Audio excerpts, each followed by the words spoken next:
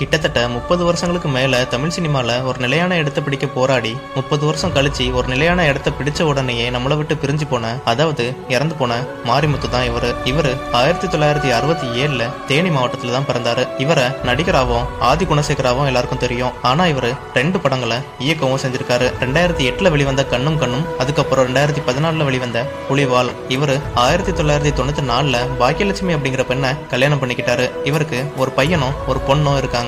மாரிமுத்து 1990 தன்னோட வீட்டை விட்டு ஓடி வந்துட்டாரு சென்னைக்கு. ஆரம்பத்துல உணவகங்கள்ல பணியாளரா வேலை செஞ்சிருக்காரு. அதுக்கப்புறம் ராஜ்கிரண் கூட உதவி இயக்குனரா இணைஞ்சி அவரது படங்களான அரண்மனை கிளி, எல்லாமே என் ராசாதம் ஆகிய படங்கள்ல வேலை செஞ்சாரு. வைரமுத்து கூட இலக்கியம் வழியா அறிமுகமாயிருக்காரு. எஸ்.ஜே. சூர்யா கூட வாலி திரைப்படத்துல இணை இயக்குனரா பணி செஞ்சாரு. சிம்பு கூட மன்மதன் படத்துலயும் இணை இயக்குனர் இவர் தான். இயக்குனர் மிஸ்கின் இவரை யுத்தம் செய் அப்படிங்கிற திரைப்படத்துல ஒரு நடிகரா அறிமுகம் படுத்தி வச்சாரு. சன் டிவில ஒளிபரப்பான எதிர்நீச்சல் தொடர் தான் இவரை வேற லெவலுக்கு எடுத்துட்டு போச்சு.